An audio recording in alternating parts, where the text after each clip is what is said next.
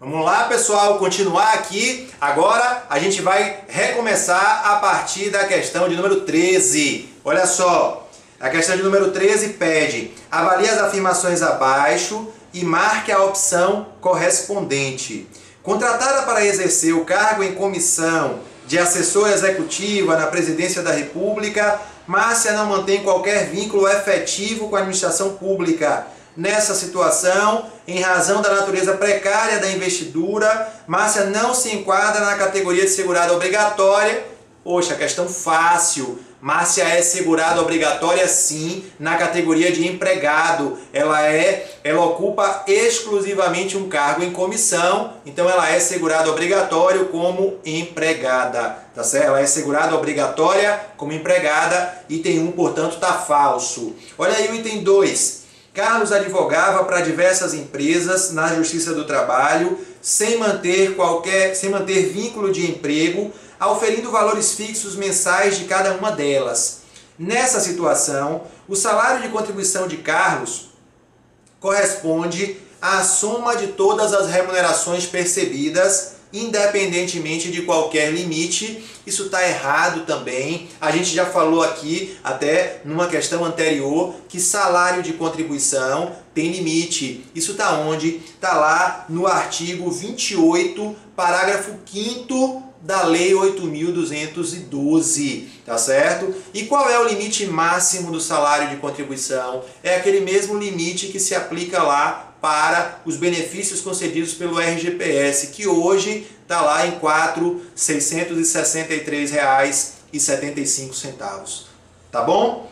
Então, o item 2 está falso. Olha aí o item 3. O fator acidentário de prevenção permite a flexibilização da tributação coletiva dos riscos ambientais do trabalho, com a redução ou majoração das alíquotas de acordo com o desempenho da empresa no interior da respectiva subclasse da Classificação Nacional de Atividades Econômicas, CNAE. Isso aí, gente, está verdadeiro. A empresa ela é obrigada a pagar uma contribuição previdenciária cujo objetivo é o financiamento dos acidentes do trabalho. É a conhecida contribuição para o SAT-RAT, que aqui na questão foi chamada de quê? De tributação coletiva dos riscos ambientais do trabalho, do RAT.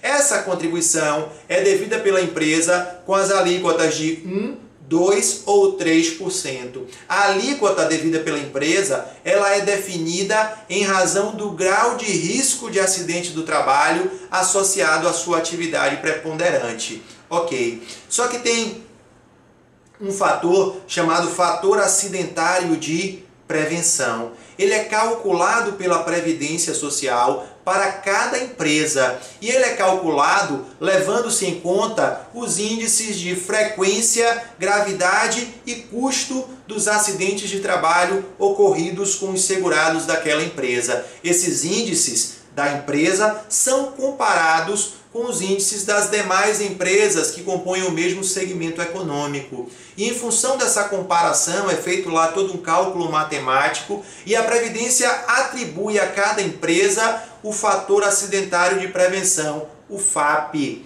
O FAP ele pode variar de 0,5 a 2. Esse fator que é atribuído pela Previdência Social a cada empresa, ele pode variar entre 0,5 e 2. E veja, esse fator ele vai ser multiplicado pela alíquota de contribuição devida pela empresa para financiamento dos benefícios acidentários. Qual é a consequência disso? A aplicação desse fator acidentário de prevenção, ela pode, na melhor das hipóteses, veja, o fator ele vai de 0,5 a 2. Na melhor das hipóteses para a empresa, o fator será de 0,5. E se ele for de 0,5, quando multiplicado pela alíquota de contribuição da empresa para o financiamento dos benefícios acidentários, o que é que ele vai fazer? Ora, quando for multiplicada por 0,5, essa alíquota vai ficar 50% menor. Na pior das hipóteses, o fator acidentário de prevenção vai ser 2.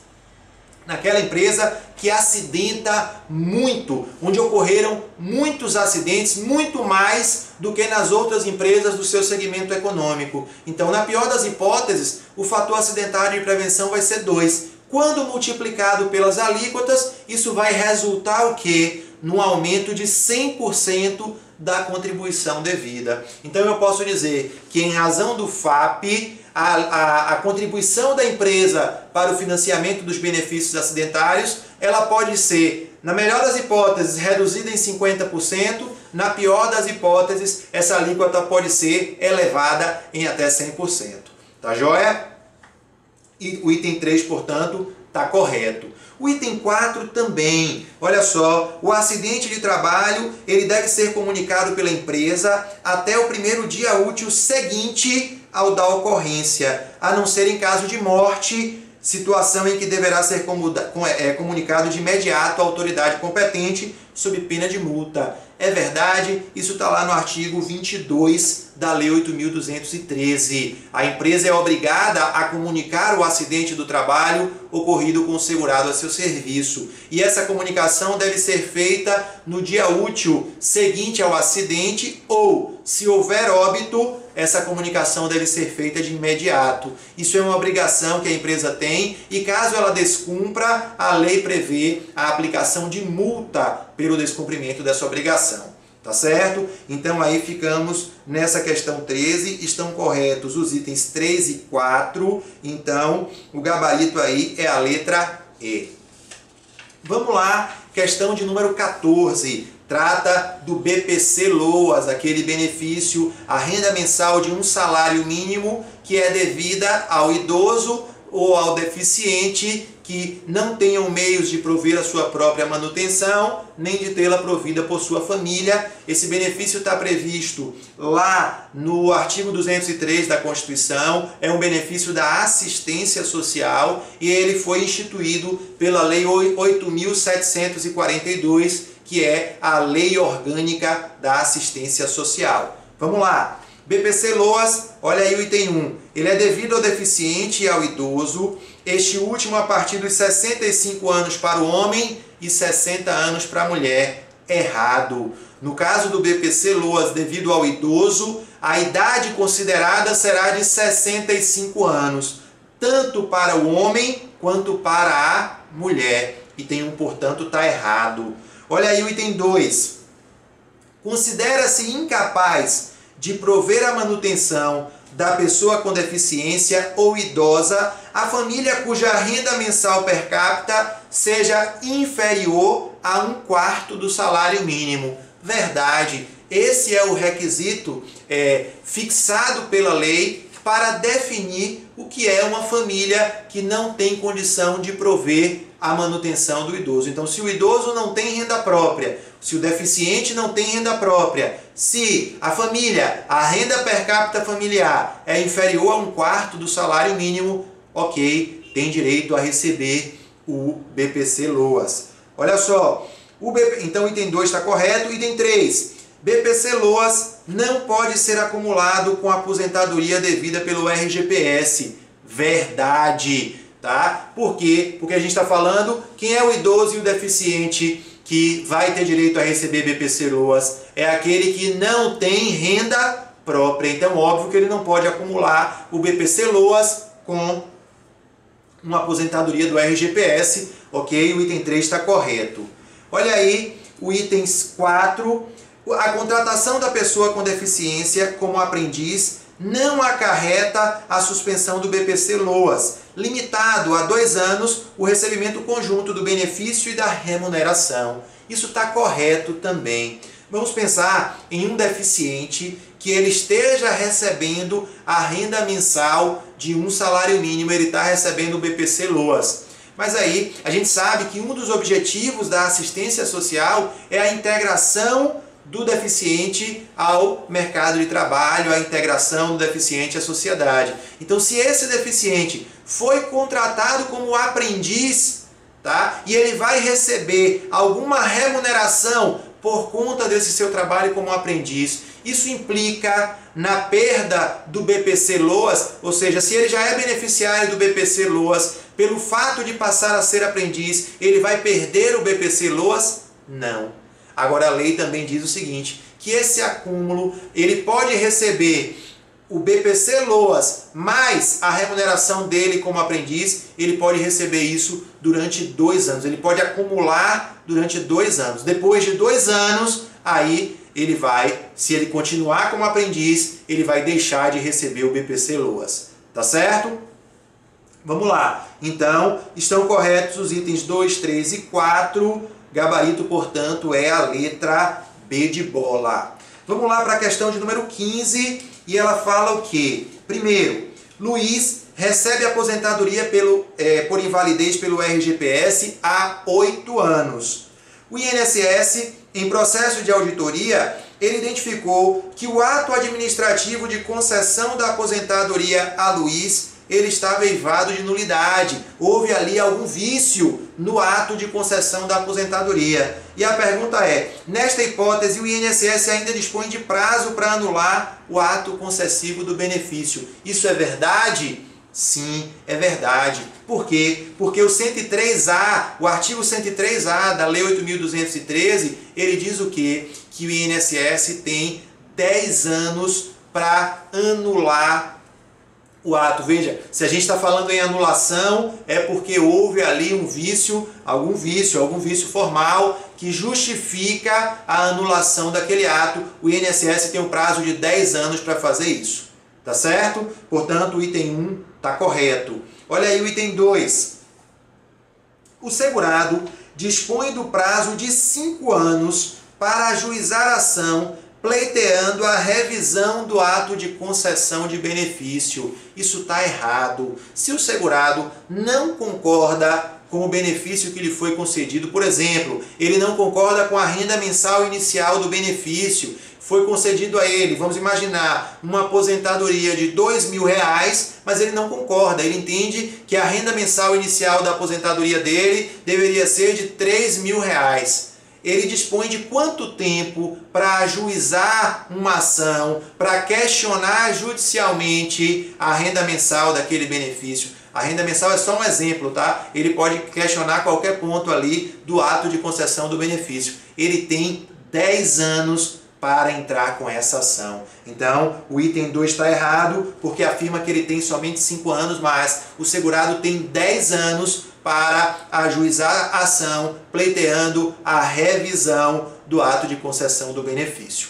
Ok? Agora, olha só o item 3. Prescreve em 5 anos, a contar da data em que deveriam ter sido pagas, toda e qualquer ação para haver prestações vencidas, restituição ou quaisquer diferenças devidas pela Previdência Social. Esse item 3 está errado. Por quê? Porque a prescrição aí não é em 10 anos, a prescrição aí é em 5 anos. Significa dizer o seguinte, olha, o segurado, como a gente acabou de ver, ele tem 10 anos para ajuizar uma ação pleiteando aí a revisão do ato de concessão de benefício. Mas, se ele quiser receber diferenças, receber valores que ele deixou de receber no passado, ele vai receber somente os valores relativos aos últimos 5 anos. Tá certo? Por quê? Porque a prescrição da ação que tem por objetivo receber essas diferenças, ele vai receber as diferenças somente dos últimos 5 anos.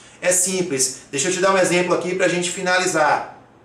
Nesse mesmo caso que eu falei, o segurado teve concedido a aposentadoria foi concedida a ele com a renda mensal inicial de R$2.000, ele acha que a renda mensal inicial deveria ter sido de R$3.000. O que é que ele vai fazer? Ele vai ajuizar uma ação. Qual vai ser o primeiro pedido dele? Olha, ele vai pedir que o juiz reveja aquela renda mensal inicial, que o juiz reveja e considere que aquela renda mensal deveria ter sido de R$3.000 e não de R$2.000. Qual é o tempo que ele tem para ajuizar essa ação? Ok, ele tem 10 anos para fazer isso.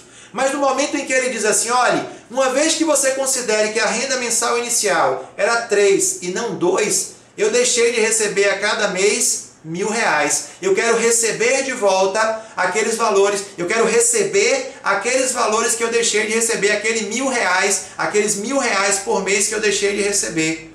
Ele vai receber isso? Sim, mas ele vai receber somente em relação aos últimos 5 anos. Tranquilo?